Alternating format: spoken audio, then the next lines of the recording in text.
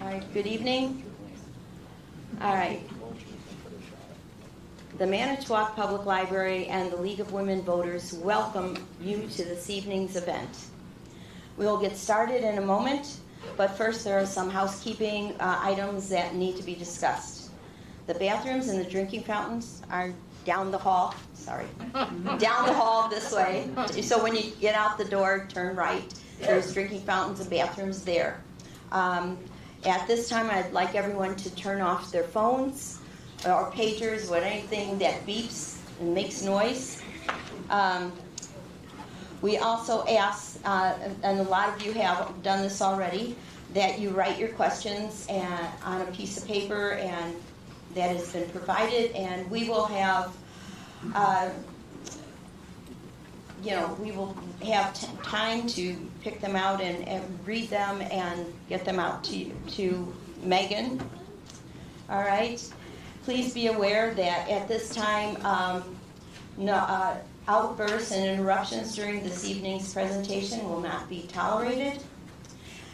There's no signage of any size will be allowed to be displayed during this evening's program. I have been a moderator for several forums throughout the years, and I've got to say that there are times when our forums have been tricky, but the candidates and the people in the audience have always been respectful, and they've conducted themselves with decorum, and I expect all of you to do the same thing. We're not three, we're adults, so act like it. Okay. Tonight I have the privilege to introduce Megan Wolf, who is the administrator of the Wisconsin Elections Commission, serving as the state's chief election official. She was appointed by the bipartisan 6-member commission in February of 2018 and unanimously confirmed by the Wisconsin State Senate in May of 2019 for a 4-year term. Serving as an election security advocate and ambassador for the needs of Wisconsin clerks and voters are among her highest priorities. A significant part of her job is ensuring that Wisconsin's 1,922 local election officials, the most of any state, have the resources and the technology they need to conduct elections. She previously served as a WEC deputy administrator and IT director, managing the teams that develop and maintain the statewide voter registration system, election security, and all other IT applications of the commission. She joined state service in 2011, starting as the state's voter outreach coordinator and later as an elections IT project manager, leading a major redesign of the My Vote Wisconsin Voter Information Portal, myvote.wi.gov. We didn't hear that.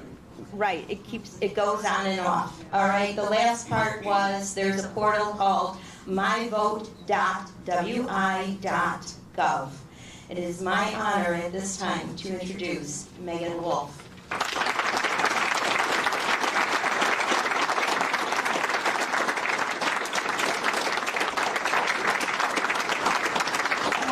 Good evening, everyone. It's so nice to be here in Manitowoc.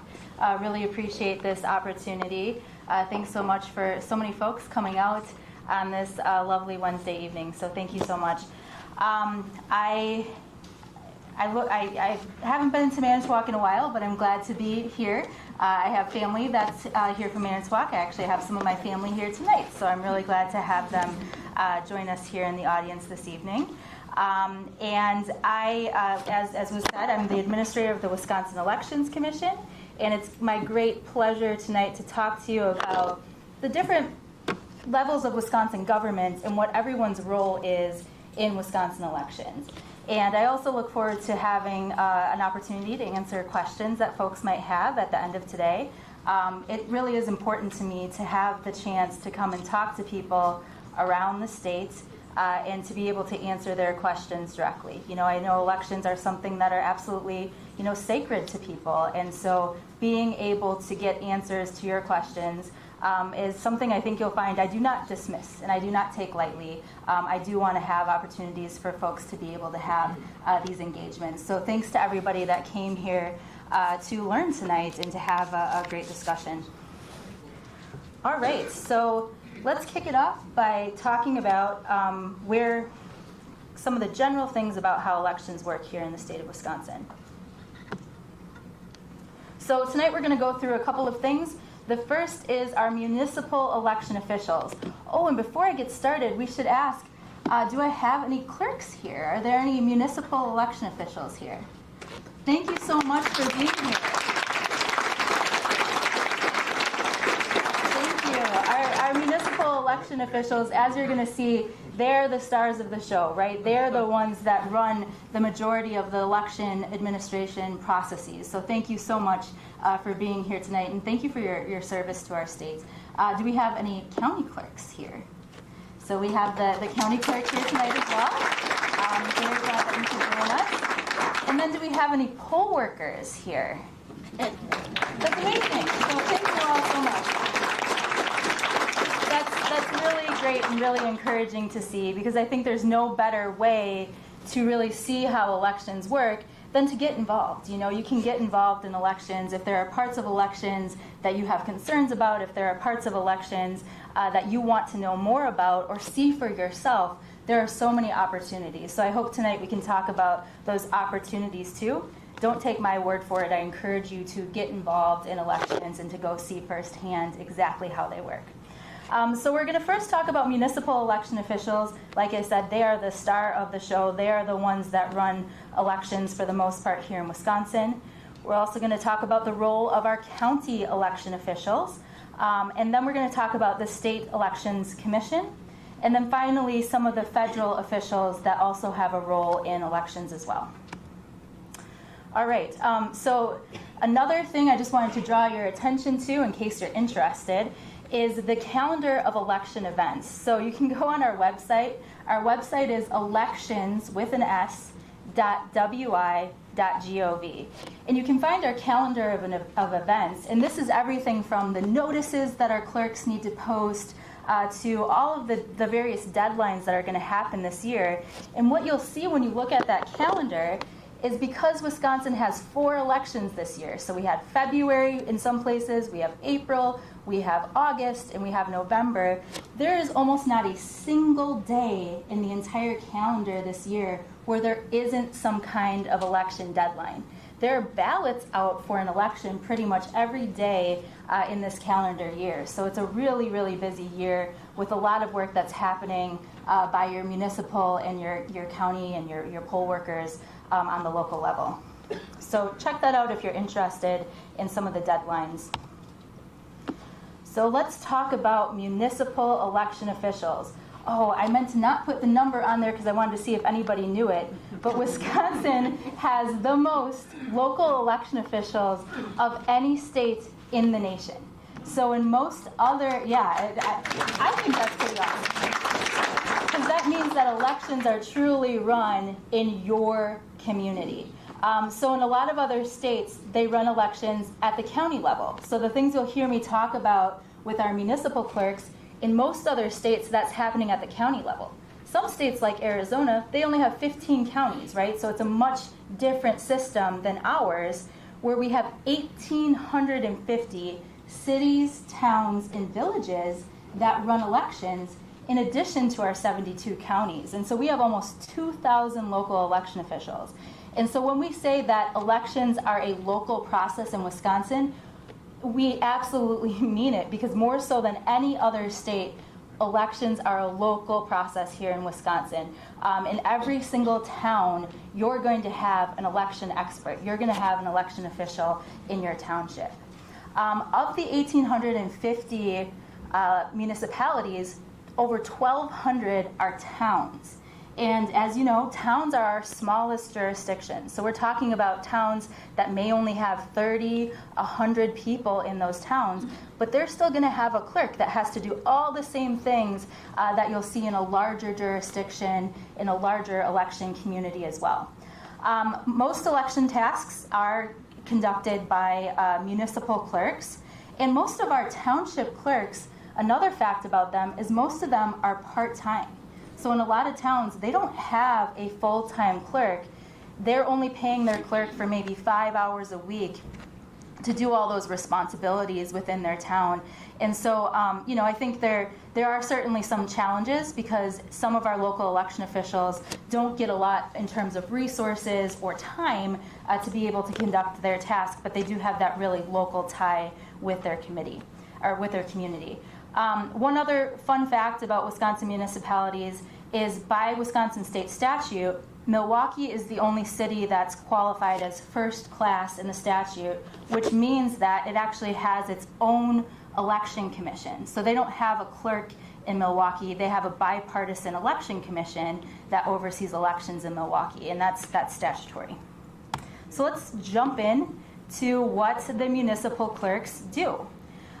So the first thing they do, this starts before the ballots are produced or before the elections get rolling, and that is ballot access. So do I have any folks here that have run for office, for local office of some kind? Yeah, I mean that's huge. That's a big job to run for office. And so when you collect those nomination papers, you turn those in to your filing officer. And if you're a local candidate, you're going to turn that into your municipal clerk. If you're a county level candidate, you're going to turn that into your county clerk. If you're a state level candidate, those papers go to the state. So your municipal clerks, they're processing ballot access papers for all those local offices, for alderperson, for mayor, town board. All of those local offices are processed by your municipal clerk. There are also school districts that are involved. So I threw it on the municipal slide because it is also part of the process. School districts have clerks as well. And school districts conduct elections as well. And so that's even more clerks that are involved as part of Wisconsin's election process. I threw on here a couple of the statutes. You'll see those throughout. You don't need to memorize them, but I did want to make sure that, if you had questions about where does this come from, why are you saying this, that we were able to tie it back to responsibilities in statute. So election statutes, you can find those in Wisconsin State Statutes Chapter 5, 6, and 7, 8, 9, 10, then you skip 11 because 11 is ethics, and then to Chapter 12. So that's really where you're looking is Chapters 5 through 12 with the exception of 11. Okay, so voter registration. So, there's always a lot of talk about, who maintains the voter rolls, right? Who registers voters? The answer to that question is your municipal clerk. So just like we talked about, those 1,200 townships, those 1,850 city, town, and village clerks, they're the only ones authorized by state statute. So Wisconsin State Statute 7.15 sub 1, each municipal clerk has charge and supervision of elections and registration in that municipality.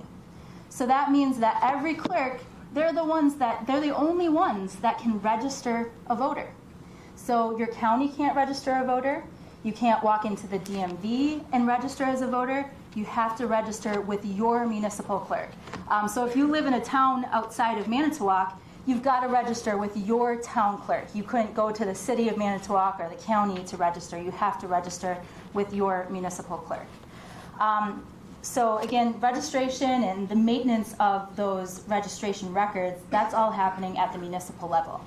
Before anybody can receive a ballot, so before you can vote at the polls on election day, before you can get an absentee ballot by mail or during in-person absentee, you first have to be registered. And that means that your municipal clerk first has to get that registration form, ensure that you've provided all the information that's required by law, including your proof of residence information, and then they make the determination on whether or not you have qualified and are eligible to vote. So they're the ones that are making that determination at the local level. All right. The same is true of the maintenance of the voter lists. So when it comes to removing voters who may be deceased or removing voters who have moved to another jurisdiction, that's going to be your municipal clerk that's conducting that maintenance. So your municipal clerk receives information from different government sources. So for example, the Department of Corrections sends information if somebody has been found guilty of a felony charge. The Vital Records Office sends information to clerks if somebody is deceased. They also get information if somebody has moved. Let's say they've moved to another municipality. Let's say they've moved to another state. Your local clerk is going to receive that information, and then statute empowers them to be able to decide if they have reliable information to make a change to that status of that voter's record. So basically, they're the only ones that can decide who is on the poll list for your community, who has lawfully registered to vote. There's one thing that we'll talk about that the state does do in terms of list maintenance, and that is every 4 years, every 2 years, we look at the state voter rolls and we see who hasn't voted in 4 years. And then those folks get a postcard that says, you haven't voted in 4 years. If we don't hear back from you, then you're going to be deactivated. And that is the one list maintenance process that statute gives to the state rather than the local election officials. And as we'll get to in the state level, we send out that data and information after each of those maintenance processes. So absentee ballots. So another thing that municipal clerks do, and municipal clerks alone, is they receive absentee ballot requests in writing or electronically. So if you want to get an absentee ballot by mail, you have to send that request to your municipal clerk. You can send that by email. You can go to the myvote.wi.gov site to facilitate an email to your clerk. You can put it in writing, but you have to make your request for an absentee ballot to your municipal clerk. So what does the clerk do when they get your application for an absentee ballot? So let's say you send it in by email. What's the clerk going to do with that? Well, the first thing that they have to do is they have to make sure you are a registered voter. So they're going to go into the system and make sure that you are indeed a registered voter.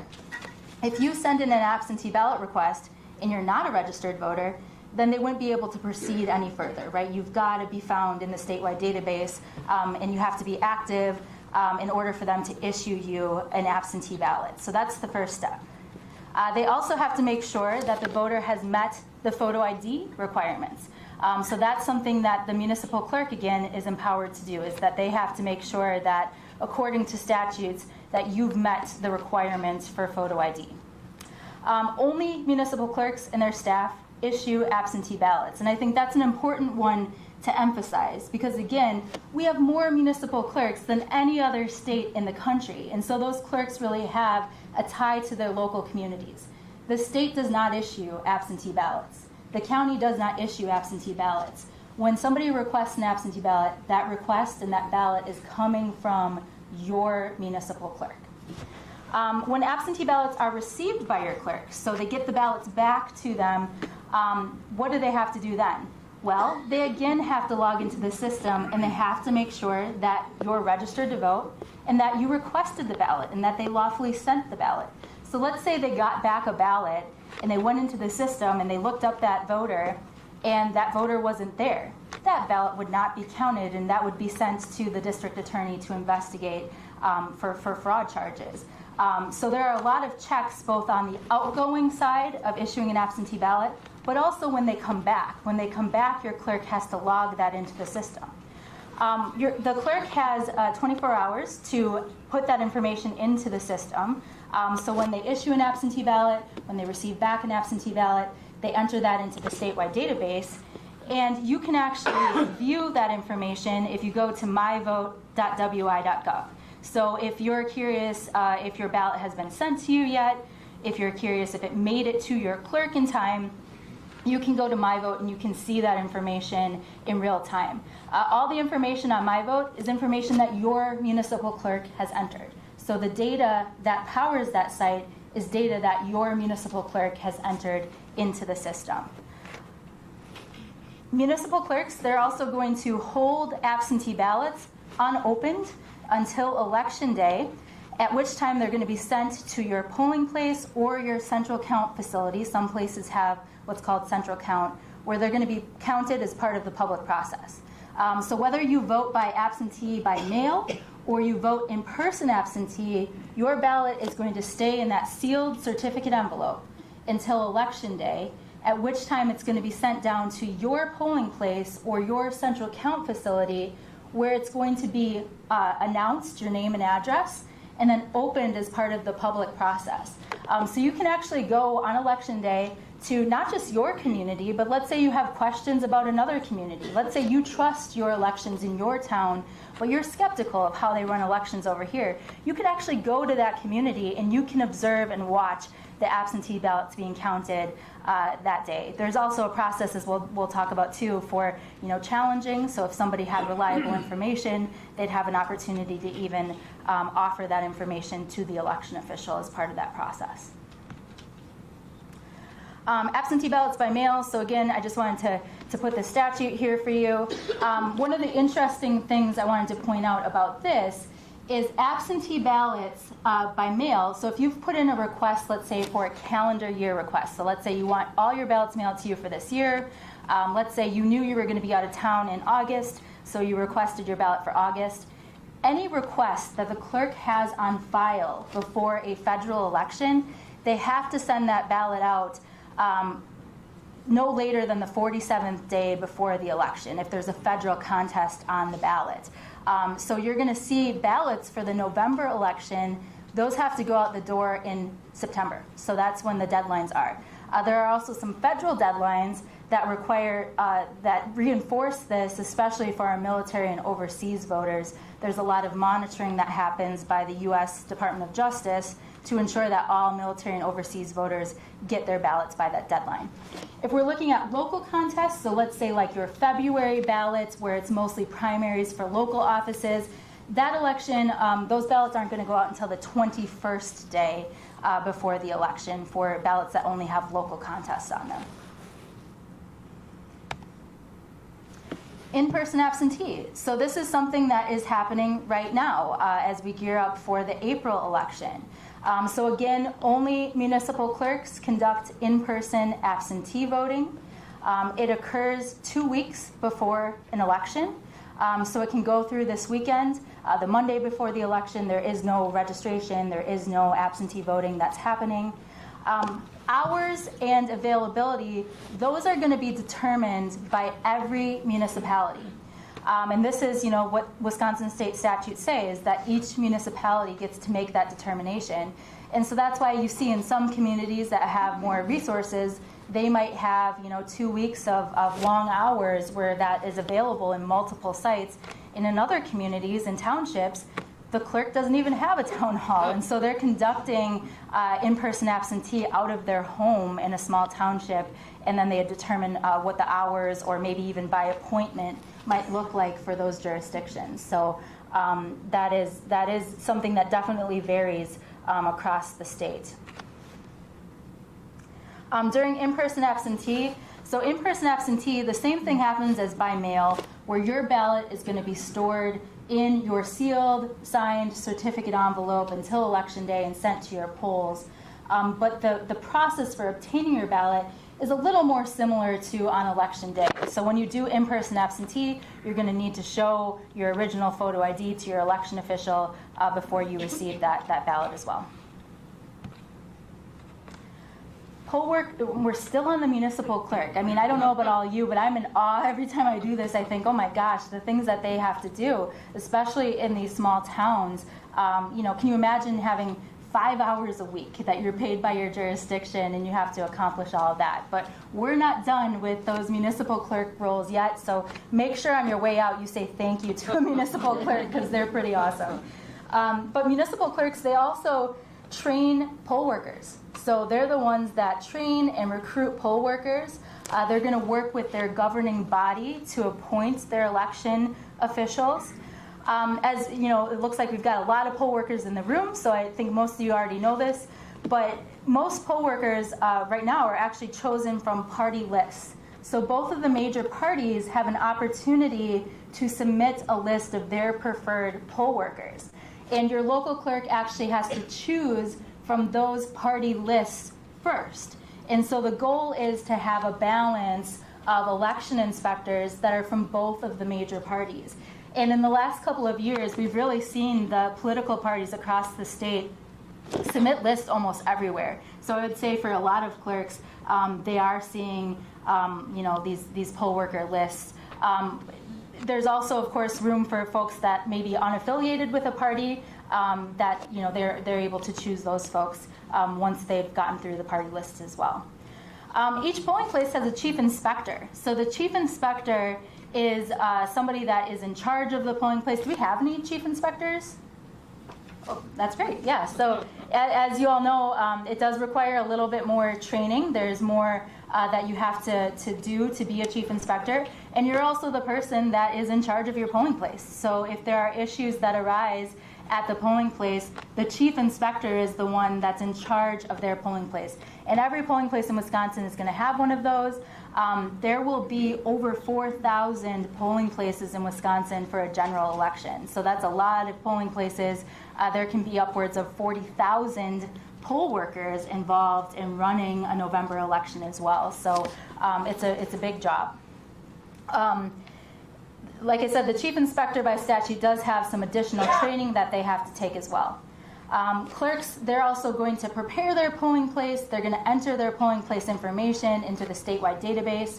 And again, you can go to myvote.wi.gov to find out what your polling place is. So if you want to know what your polling place is, you can go and find that information. Again, it's your clerk that's going to enter that information into the statewide database. And so sometimes that does change between elections.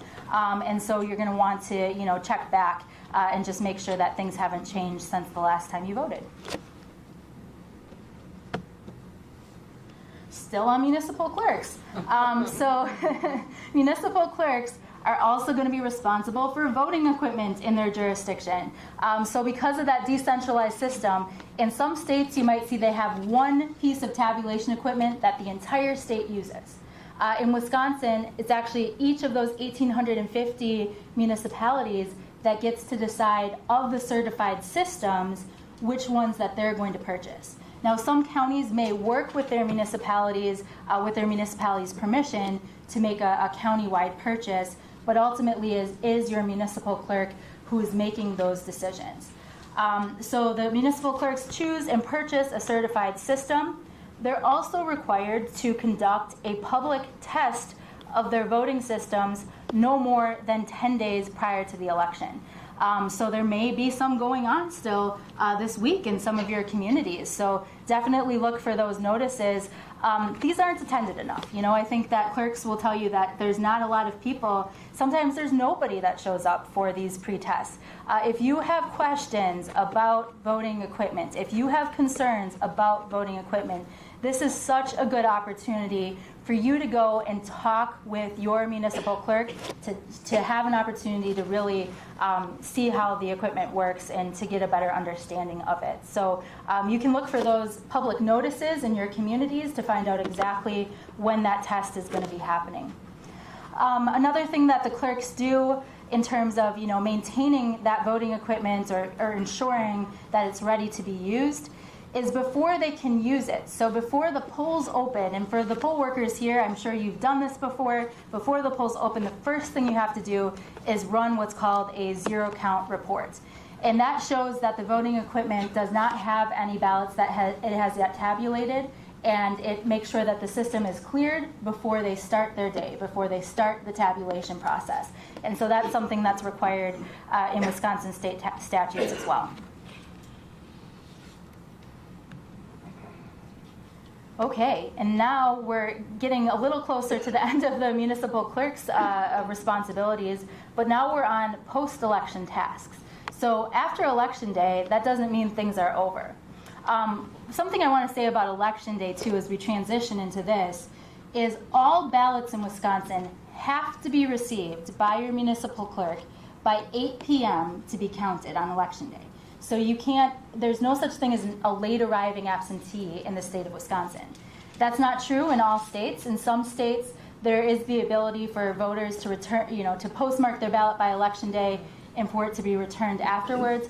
In Wisconsin, your ballot has to be back by 8 p.m. on election day in order to be counted. Ballots that come back on Wednesday or later on in that week, they will not be counted as part of that process. Another thing is that the clerks and the poll workers, once they start counting on election night, so once they start tabulating the votes as part of that public process on election night, they actually can't adjourn and start again. So you might hear in other states where they're saying, okay, they've gotten this far, and now we're going to adjourn, and we're going to come back tomorrow, and we're going to start again. They cannot do that here in the state of Wisconsin. So once they start the tabulation process, they have to continue until it's completed in the state of Wisconsin. So that is required by state statutes. After each election, municipal clerks are also going to conduct the first level of canvass review. So canvass is the process of checking the results. And that happens again as part of the public process. And the first level is the municipal canvass. So depending on how your municipality is set up, that municipal canvass might start on election night, or it might be in the days after the election. But this is where the poll workers and the clerks are going to go through all the artifacts of the election. So they're going to make sure that they have the right amount of signatures in the poll book that corresponds with the number of ballots that they have that have been tabulated that day. They're going to go through that information, again, as part of the public process. So if you want to observe elections, you can observe the polling place where people are voting on election day, but you can also stay for this part too, or come back the next day and actually watch the canvass. You could even apply to be a part of the canvass board in your jurisdiction. But the canvass is the first step of double, triple checking those results. And so it's a really important part.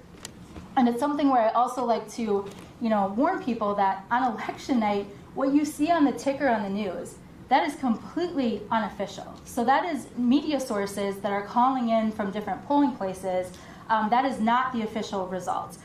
The official results aren't official until after all these levels of double checks have happened, until all the canvasses have been completed. So really, really important stuff is happening after election night where those results are being double checked. The municipal clerks, once they're finished, they're going to pass that off to the counties, which we'll talk about when we get to the counties. Another thing that your municipal clerk is doing after election day is a voting equipment audit after a general election. So Wisconsin state statute gives the Wisconsin Elections Commission, so our 6-member bipartisan commission, they have the ability to determine what this audit looks like. And it was previously 2% of voting equipment was audited. So back in 2018, it was 2% of voting equipment in the state was audited. Now it's up to 10%. The commission has not yet set the percentage for this year's audit, but I expect that it'll continue to go up as more people are, interested in having that additional information. So after an election, there's a random selection of reporting units around the state. And the commission typically sets criteria where they say we want at least one place in every county, we want each type of voting equipment, and then they're randomly selected, and an audit is conducted by that jurisdiction where they're going to hand count the paper ballots, because every single ballot cast in the state of Wisconsin has a paper backup, has a paper artifact that's the official ballot of the election. And so what they're doing in that audit is they're going to hand count those ballots and ensure that the total is the same as the total on the electronic tabulation equipment. Then the commission is going to get those reports, and they're going to look at the data, and if they find there's any sort of issue or discrepancy, they're able to take remedial action at that time. But again, this is just to show that after election day, there is so much that your municipal clerk is still doing to ensure that the official results are accurate. So now we're on to the county level. So in the state of Wisconsin, there are 72 county election officials. In most other states, all the things that I just described about the municipalities, in most other states, that would be what the county is doing. Here in Wisconsin, our counties do have statutorily a little more of a limited role, but I will still say that they are an incredibly important part of our process, and many of them do a lot more than the statutes assign to them in terms of training, in terms of all kinds of other things. But we'll talk a little bit about what the county's statutory roles are as well. The county clerks are partisan elected officials and county constitutional officers. Also by statute, they serve as the chief election official of your county. So again, the county level, they are the chief election official of your county. They also provide training and assistance to the local election officials. And I think, this is one tiny little statute that doesn't really describe all the things that our counties are doing. I know so many county clerks that do the majority of the training for their local election officials. So whether it's training poll workers or training their clerks on some of the more timely matters, a lot of our counties, including your clerk right here in Manitowoc County, do a lot of this type of training and do a really excellent job of making sure that their local election officials have a resource within their county that they can rely on. The county clerk is also on election night. So here in the state of Wisconsin, we don't have a central place where all of the results are tabulated on election night. So that's not something that is in our statutes. What is required is on election night, your municipal clerk is going to send information about the totals to your county clerk, and the county clerk is going to post those unofficial totals to their website. So on election night, after all the tabulation has concluded, you can go to your county's website to see what the unofficial totals were in each of the jurisdictions. But there's no information that's actually transmitted to the state of Wisconsin on election night. It's posted by the counties. A very important task that our county clerks have is to print and distribute ballots and supplies. So each county clerk has to have the ballots prepared and printed for their municipalities. And I know that sounds like, printing something, that's not that big of a deal. It's actually a really big deal, especially in a February election or a spring election where you're going to have thousands and thousands of different ballot styles because of all the different local contests that are happening. You could have a completely different, well, not completely, but you could have a different ballot than your neighbor that lives across the street or next door, depending on where the aldermatic or the town board lines are drawn in your district. And so the county clerk has to ensure that they have enough of each type of ballot to provide to their municipal clerks. So the proofing of those, the ensuring that everything gets printed right, is a really precise science and something that our counties do. They also provide other supplies to their municipal clerks that they need to be able to run their polling place on election day. So all of that is happening by the county clerk. The county clerk has to distribute the ballots to the municipalities by the 48th day before the election for a federal election, or the 22nd day before those local contests. And so, again, we're talking about for the November election in September, when the county clerks are going to be working on that printing, proofing, and distribution of the ballots to their local election officials.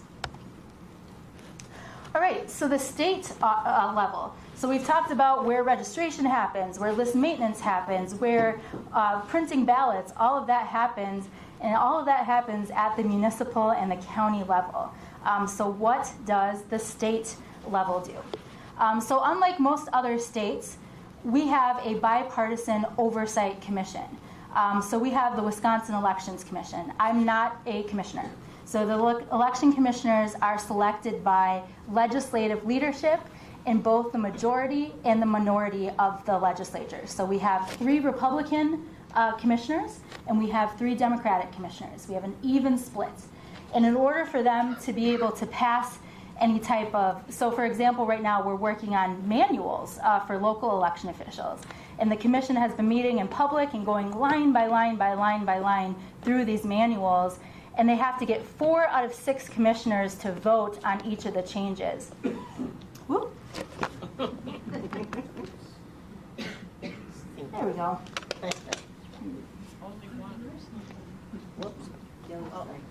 Oh, is there a trick to this? No. Okay. Sadly, Okay. but it takes a little bit for that Oh, one to boot got up. it. Well, I needed a drink anyway, so thank you. So unlike other states where they're going to have a single partisan elected official, so in 40 states, it's the Secretary of State that runs elections. It's a very different model. That's somebody that's a partisan official. They get to make a decision behind a closed door. You know, they could say, today this is what we're going to do, and they can make that sort of decision. Here in Wisconsin, we have a bipartisan commission, and you can tune into those meetings anytime you'd like. We'd love to have you. They're long. they're long meetings. But, you know, I'm really proud of the work that they do because I don't think it's often that you see a group of bipartisan people. So again, evenly split, 3 Republicans, 3 Democrats. They need 4 votes to pass anything. And more often than not, they're able to come to a consensus on things. So they were able to pass new manuals just the last week. And so I think that that's pretty incredible. And I really would encourage people actually to tune in because I think you'll see some really great work done by our commissioners. Elections are, again, conducted mostly at the municipal level and some at the county level. So all of the data about your voter registration, about your absentee ballot, that's all data that comes from your municipal clerk. What the state does is we maintain a database that the clerks have to use to enter that data into, which we'll talk a little bit more. And just to make it super clear, the state does not issue ballots. The state does not register voters. Those are things, again, that are happening only at the municipal level. So the Wisconsin Elections Commission, what is our kind of construction? What does that look like? So the Elections Commission was created in 2016, and again, we administer the chapters 5 to 10 and 12 of Wisconsin state statutes. The commissioners are selected for 5-year terms, 2 from the majority legislative leadership, 2 from the minority legislative leadership, and 2 are actually former clerks that are submitted from party lists. So each of the parties gets to submit a list of former clerks, and then the governor chooses one from each of the parties' lists. And so that's how you get that bipartisan split. And again, by state statute, any action by the commission requires a 2/3 vote of the members. So that's 4 votes of the commissioners. And all employees and the administrator are required to be nonpartisan by law. And that's something that I take incredibly seriously. Our staff at the Elections Commission takes incredibly seriously. I think that I actually really appreciate the opportunity to have that nonpartisan role as well. And I serve 6 commissioners. You know, I have 6 commissioners, 3 Republicans, 3 Democrats that I would agree. Before the election, so what is the state doing before Election Day? What are those pre-election tasks? So just like we talked about at the municipal and the county level, before Election Day, we have to know who's going to be on the ballot, right? What candidates are eligible to run for an office.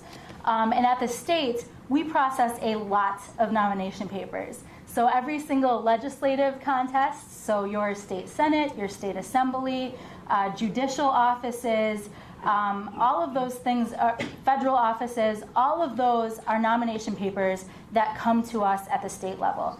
And again, determining who's going to be on the ballot, that goes in front of the 6-member bipartisan commission. So in a public meeting, it goes to the commission and they make a vote about who's going to appear on the ballot based on the statutory criteria. And so we have our next nomination paper deadlines coming up here in June. So nomination papers for the fall elections can actually begin to be circulated April 15th. So April 15th is when those candidates can start to circulate their papers, and then they are turned in June. And then the commission will meet, I believe it's on June 10th, where they'll review any of the challenges in the papers and make those determinations. Now that's separate from presidential election process. So we're talking about other contests that the commission is making those determinations on.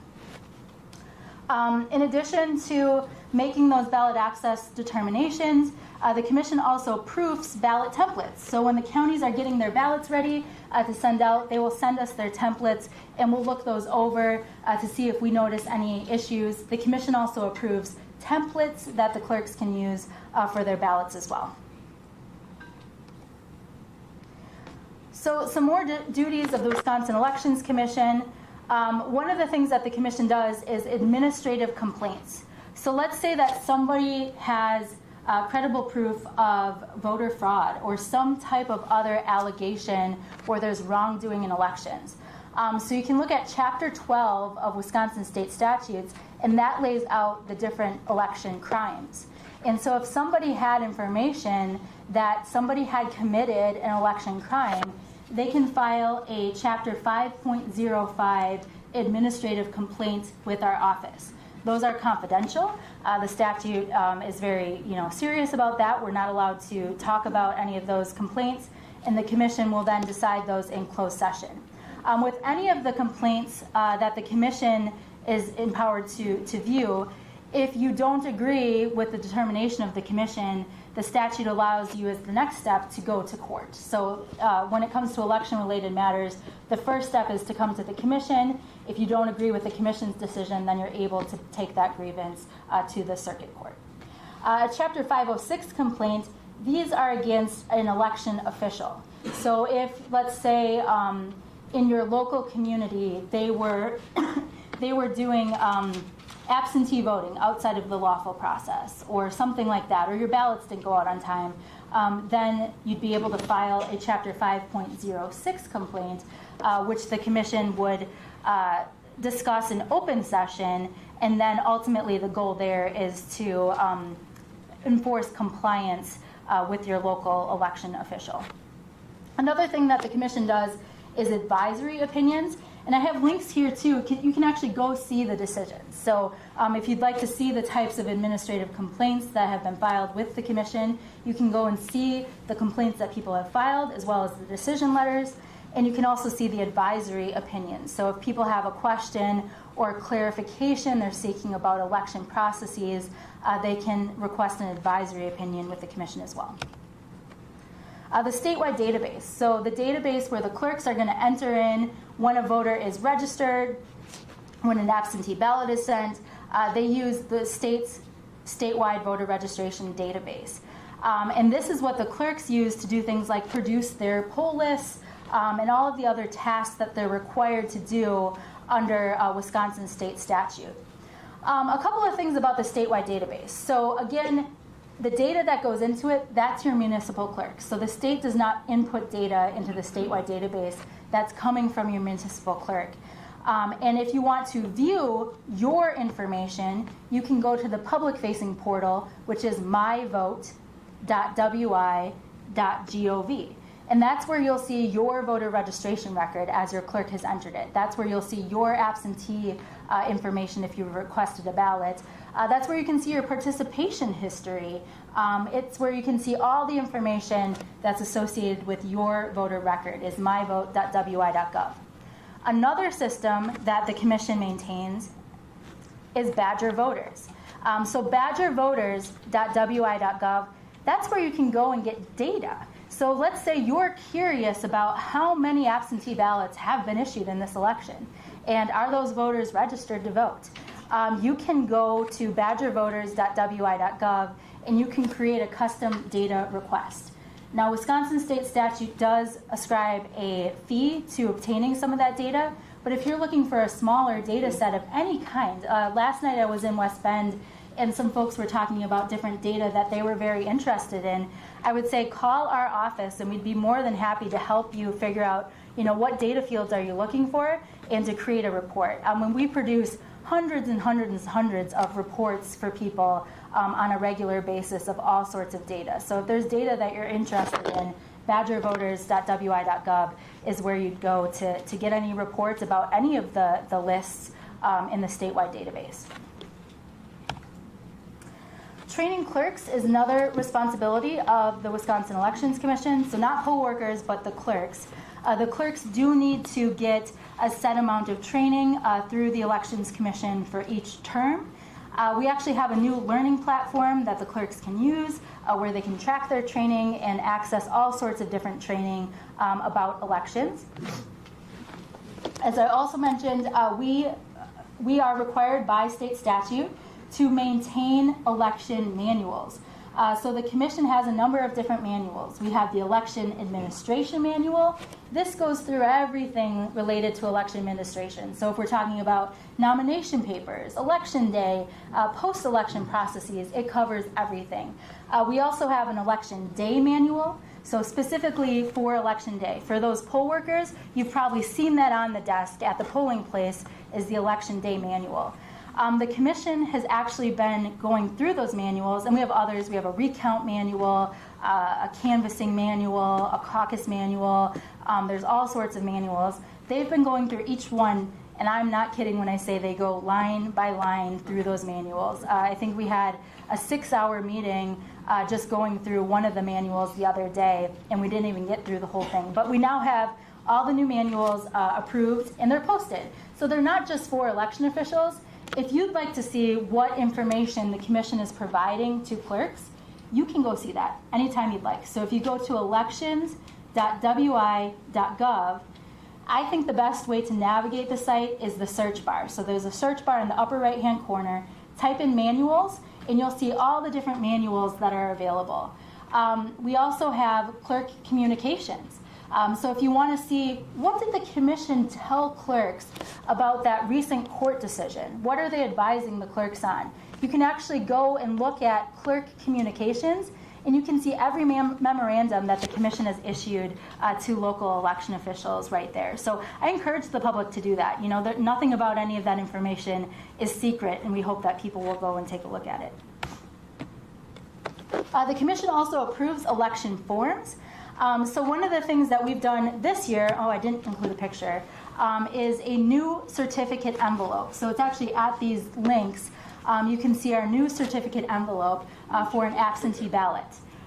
So the commission has adopted a new certificate that takes into account both recent court decisions, recent statutory changes, as well as usability.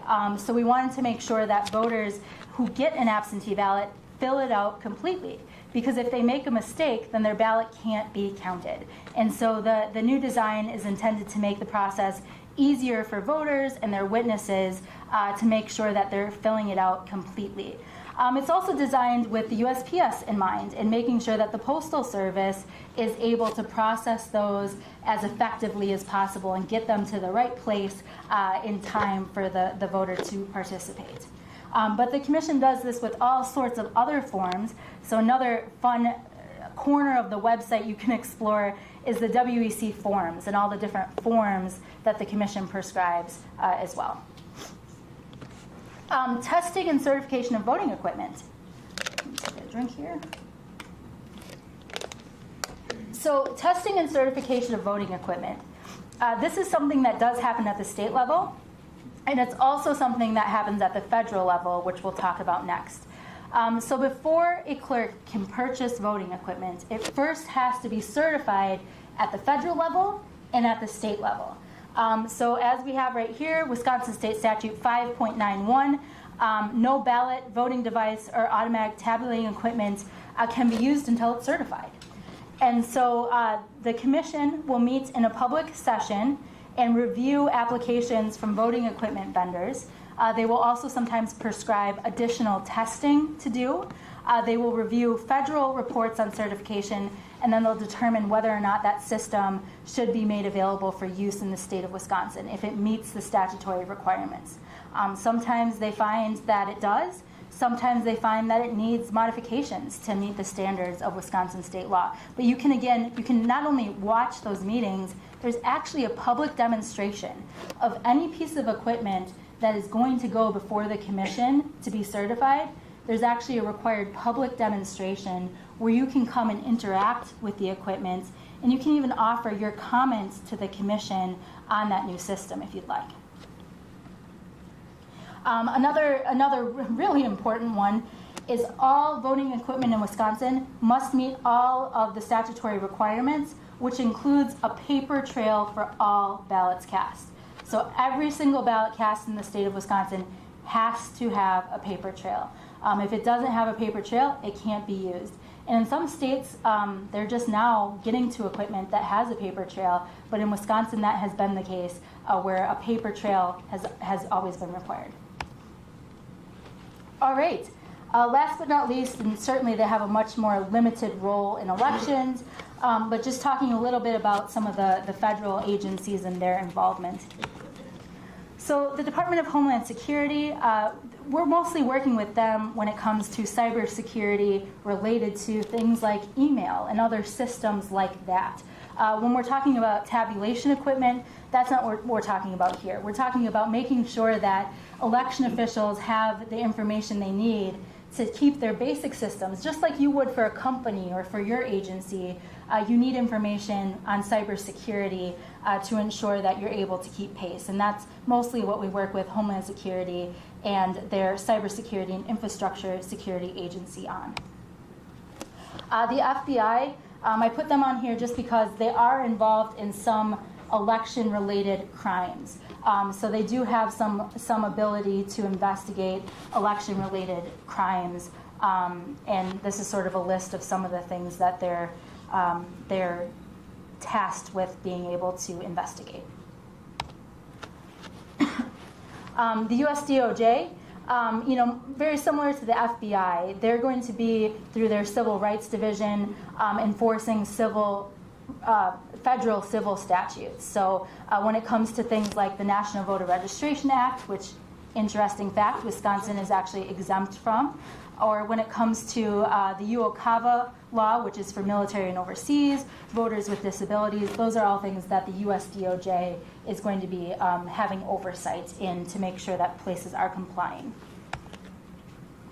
The US Election Assistance Commission, this is the entity that does have some ability to, does certify voting equipment at the federal level. So the US Election Assistance Commission, they first have to certify voting systems. So they have an independent testing lab where they send voting systems to be reviewed.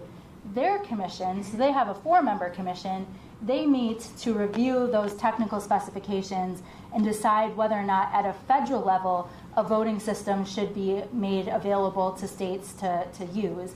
And once the federal government makes their determination, then a voting vendor could come to Wisconsin and ask our commission to review that. The commission also reviews anything that comes from the federal certification. So not only do they review our own documentation and testing information, they're going to review everything from the feds as well. One more quick note about the feds. Another thing that the US EAC does is they issue grants to states. So Congress has passed additional funding through the Help America Vote Act in a couple of years. So in 2018, 2020, 2022, and 2023, there were grants made available to states.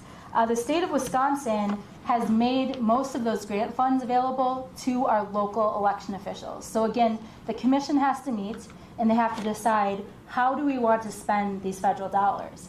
I can tell you in a lot of other states, they are used at the state level. Here in Wisconsin, I think the commission is very proud that the majority of these funds have been given to our local jurisdictions. So we have all sorts of sub-grant programs. One that is happening right now is local jurisdictions can apply for funding to get a .gov email address.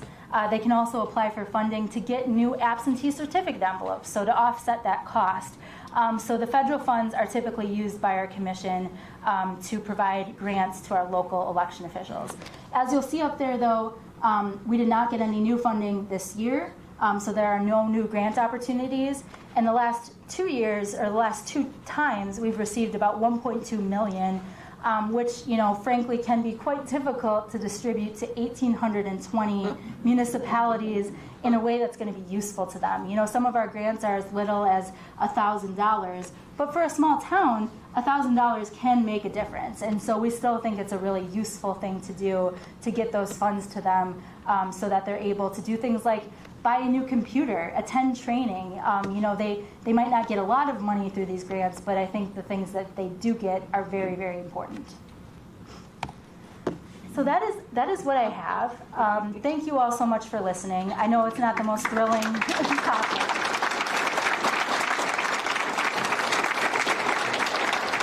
Before we move on to the questions, just remember that we have very little time, so I'm not going to talk much, but just remember we are only taking questions that have been submitted.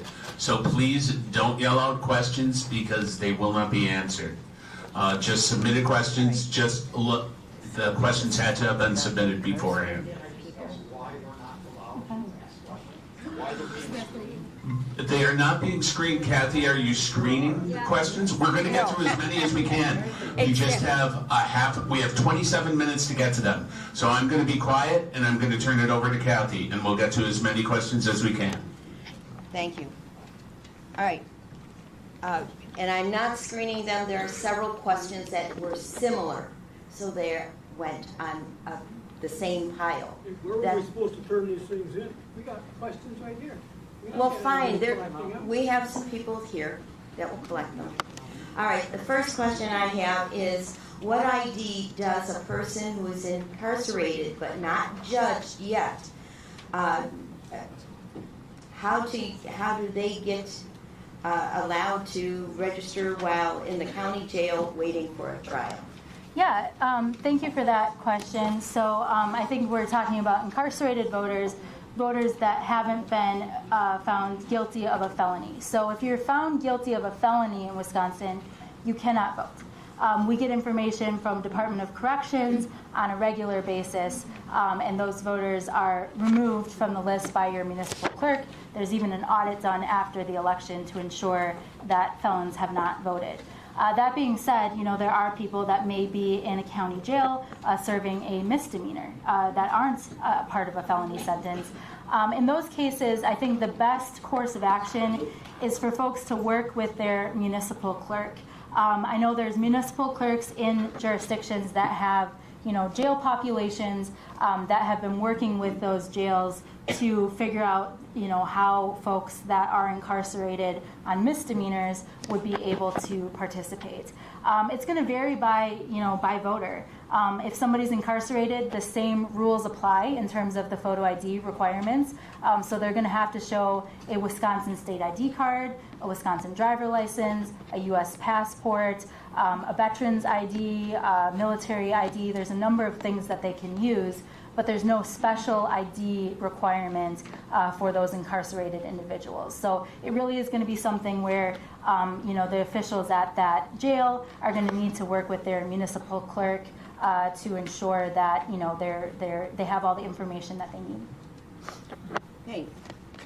Next question. Why are referendums written in such a difficult manner to understand?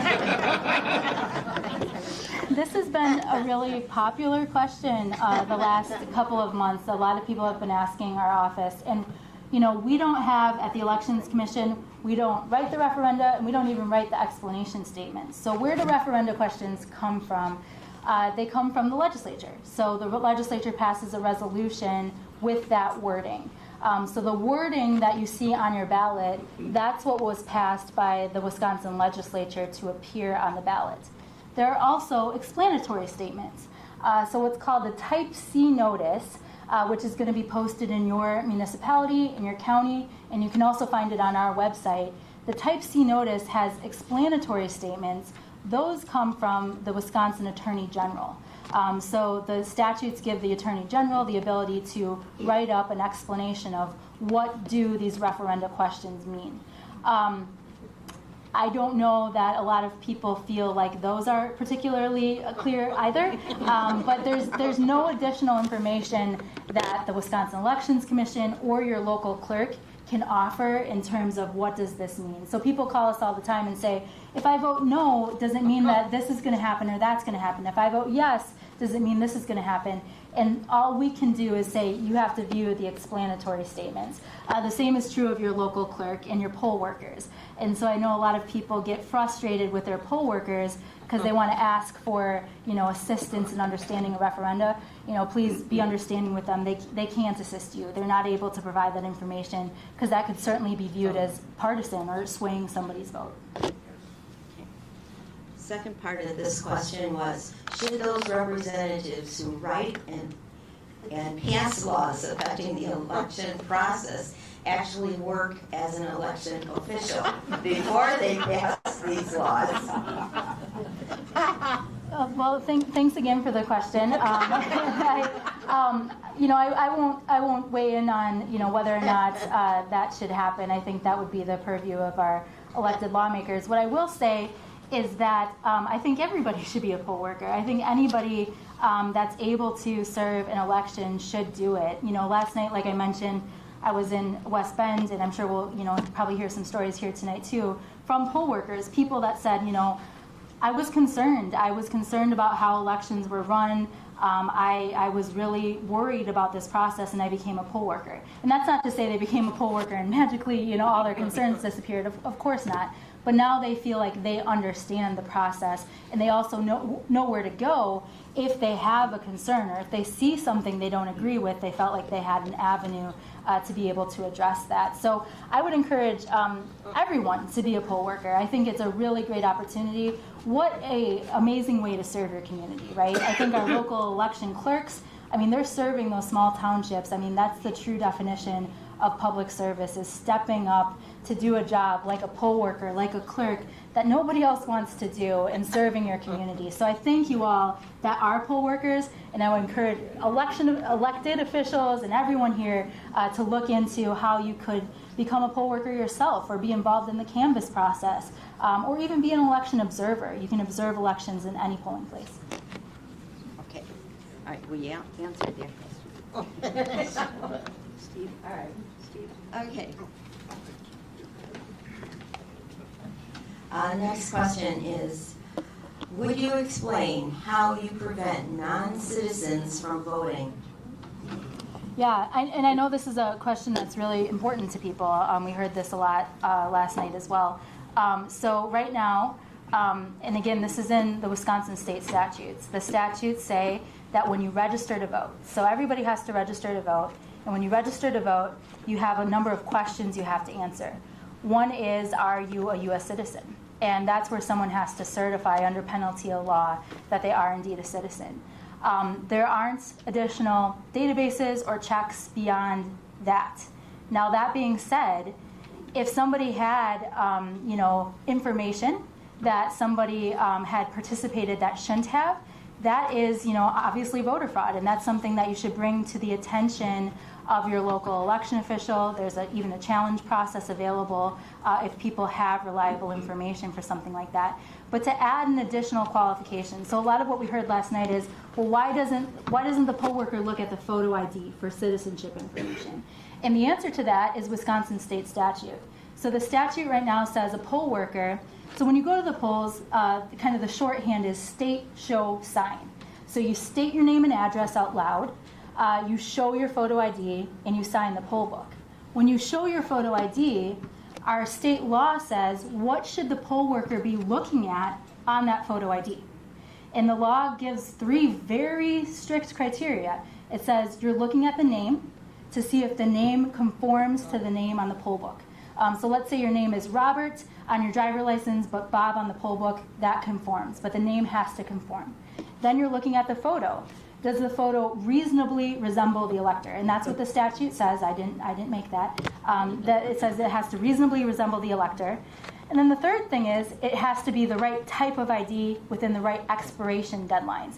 So they're looking to see, is this driver license or state ID card unexpired, or has it expired since the last general election? There are no other things that the poll worker is allowed to look at on that photo ID. So for instance, address. Poll workers aren't looking at the address on the photo ID. You prove your address when you register to vote with proof of residence, but the poll worker should not be turning away an ID because it doesn't have the correct address on it. And so for an additional criteria like citizenship information or anything else to be something a poll worker can look for, the state law would have to be changed.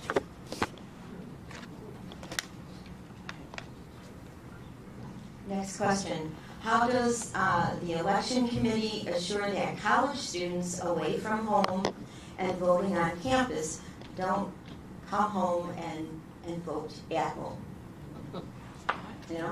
kind of duplicating. Yeah, so let's talk about this from two different angles. So one is, let's say somebody is away from home in state.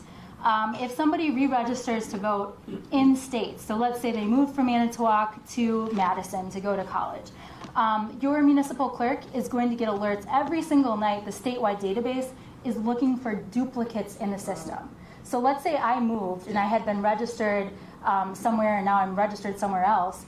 The clerk in both of those jurisdictions that night is going to get an alert that says, you've got two Megan Wolfs. You can only have one. We only need one, and so you need to address that. And so that is something that's happening every single night with your local election officials. So that's how something in state would get caught, is that your local election official is going to get that alert.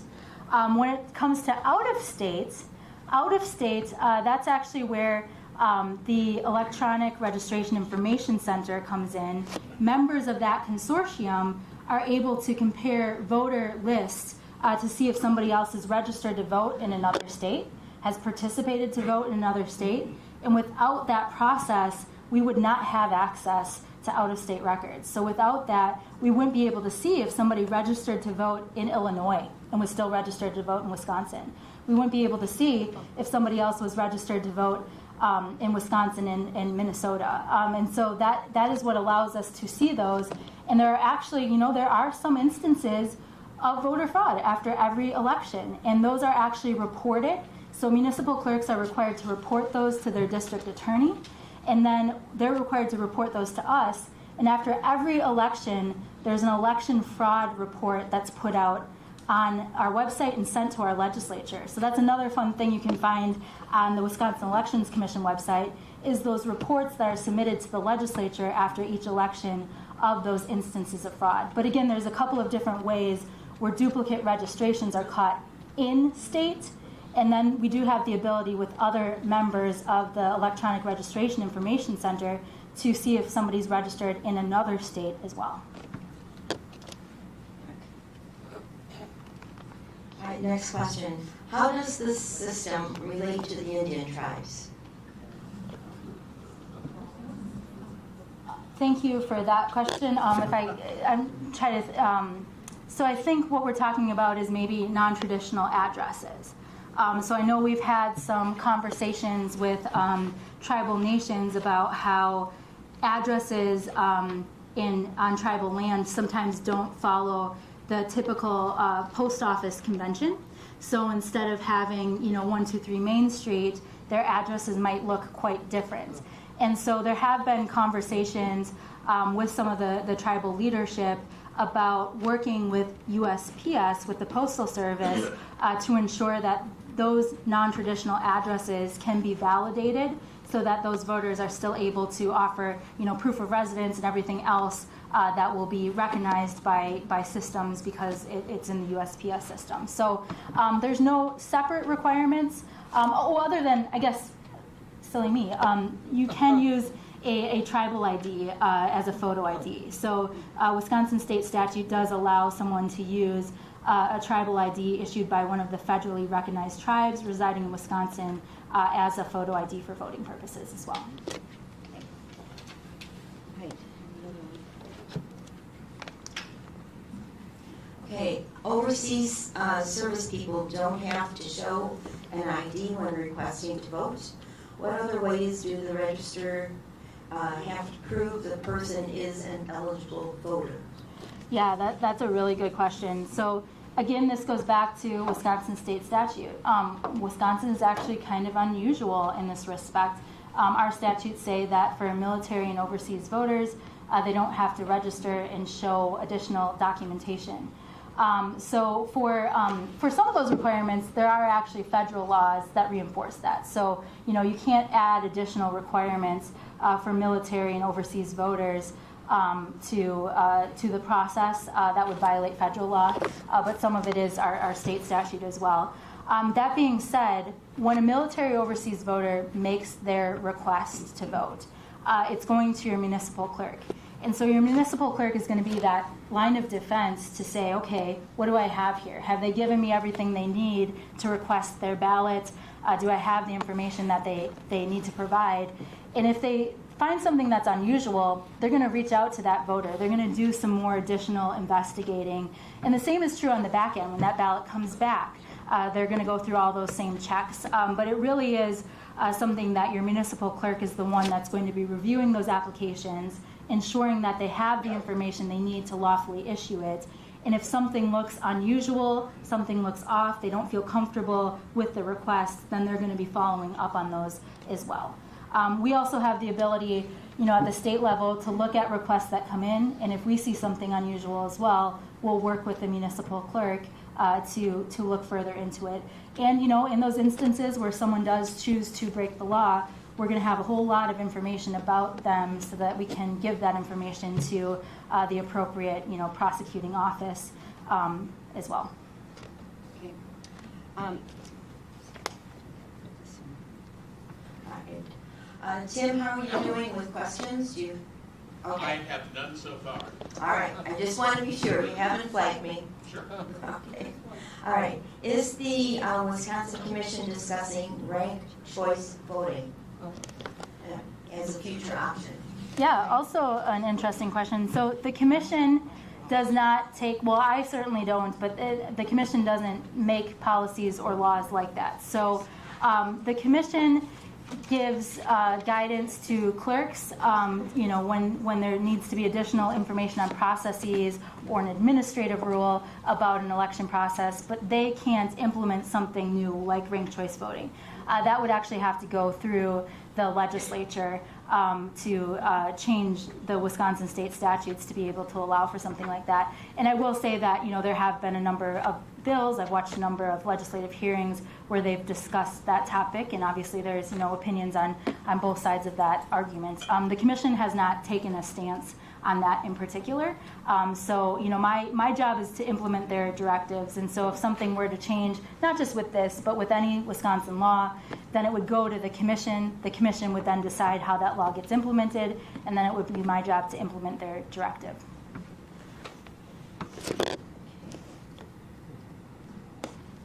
This one came.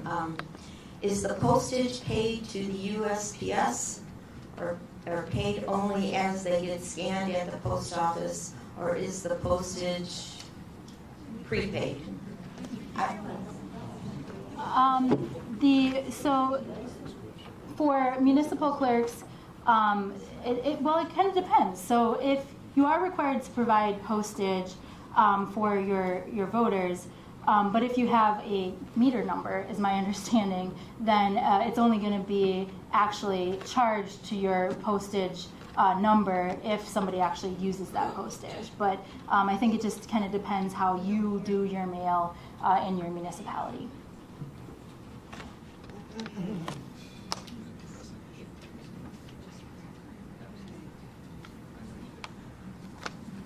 Do you believe the Wisconsin Supreme Court made the correct ruling that unattended ballot boxes are unconstitutional? Yeah, I mean, the ruling is what the ruling is, and that's true of any court decision, is that, that's what the courts have decided. So I think, obviously when that ruling came down, as with any directive, then the commission meets and they decide what goes out to the local election officials. And with that particular one, there would have been a communication that the commission would have met about, voted on, sent to the municipal clerks. And then there also were changes to things like the manuals and other documents as well. So anytime we have a court decision, the next step, and this is actually required in statute, I think it says within 30 days, then the commission meets and the commission decides how do we implement this court decision. And so that's what happened in that case as well.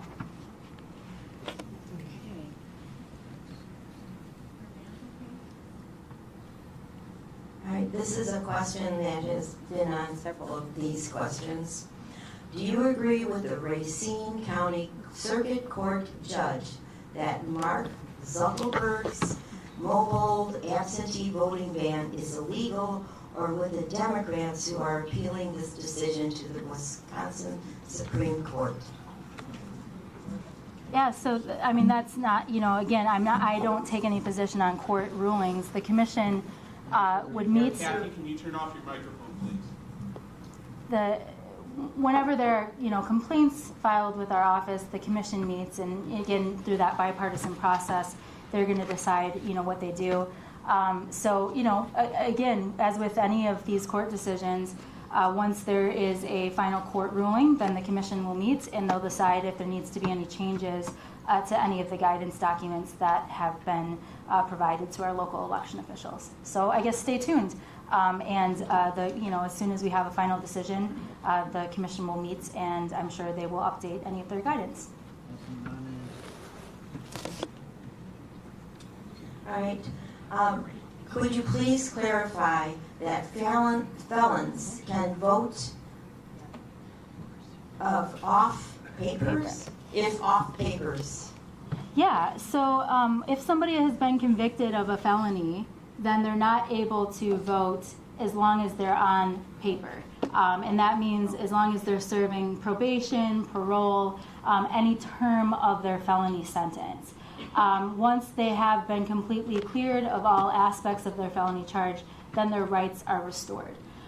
There are sometimes questions that pop up on election day at the polls where somebody might come in and say, I'm not sure if I'm completely off paper yet. I'm not sure if I'm eligible to vote yet. And there actually is a number that is available to election officials to call Department of Corrections to find out that person's exact status as well. But once somebody is completely done with their felony sentence and their rights have been restored, then they are able to participate again.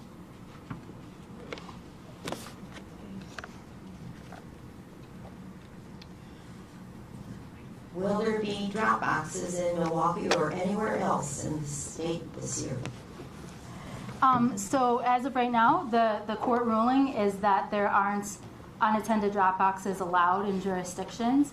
I believe there is currently another court case that's challenging that. Obviously, no idea, where that might take us. But as of right now, no. Milwaukee and other places would not be allowed to use those unstaffed drop boxes.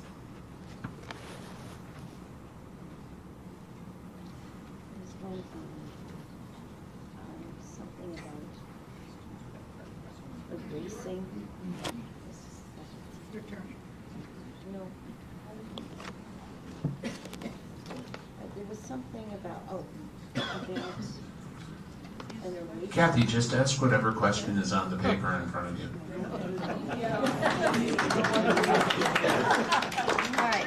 Well, there was one that was very interesting about, they're all interesting, right? But some are the same. Like this is also the same one. We're running out of time, so you should probably ask as many questions as you can.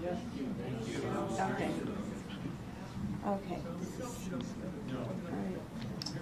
What has been done to make sure Kim Zapata's fraud cannot be repeated? What, if anything, did you learn from that?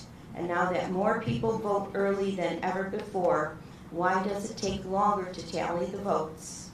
And why aren't addresses needed on absentee ballots?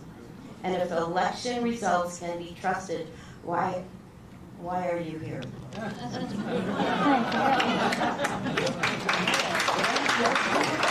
enough. Oh, really? Yeah, that is enough. So, I'm glad to answer your questions, and I have been. Thank you for your service, Megan. Yeah.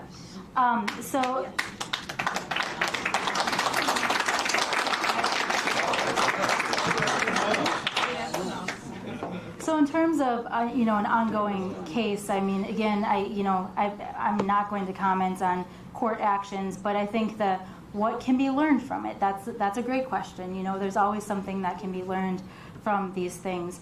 And in this case, we had an election official that fraudulently requested ballots. That's absolutely not something that should be done.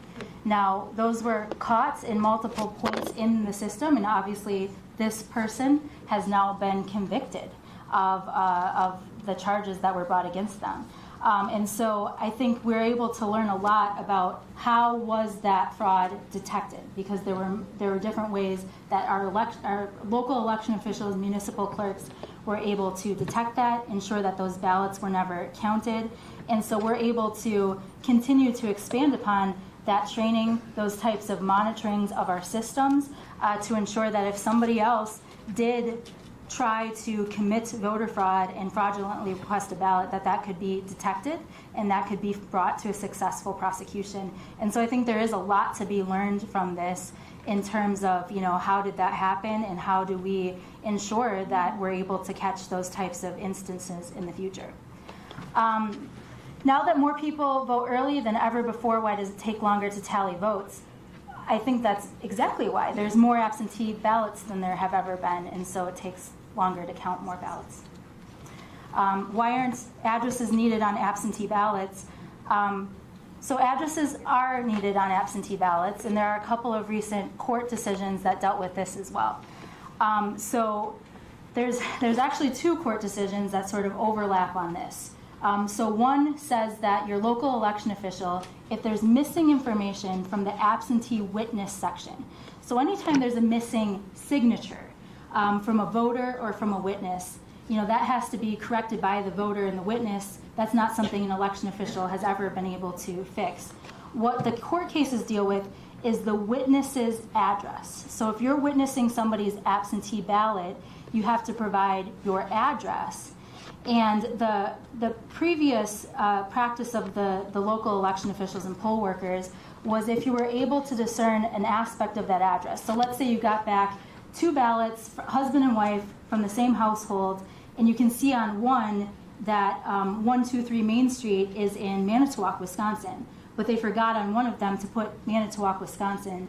The clerks were adding the Manitowoc, Wisconsin.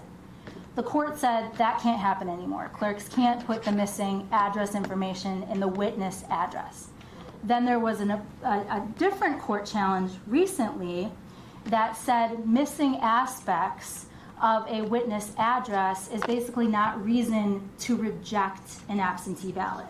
So what we're left with is a clerk can't add those aspects of the witness address, but if they can discern that voter's address and where they could contact them, then that ballot still needs to be counted. It can't be rejected for those missing components. So, and again, those are, all of those court decisions are available on our website. I'd encourage you to take a look at any of those. All right, one more question. Okay. All right. It says, what do I do when I go to vote and they tell me I already voted, but I did not? Well, I hope that somebody's asking me a hypothetical, because I would say that if that was true, you need to go to your law enforcement immediately. That is a crime. So if somebody's voted in your name, you need to call over the chief inspector, you need to have a conversation, and then you need to go to law enforcement.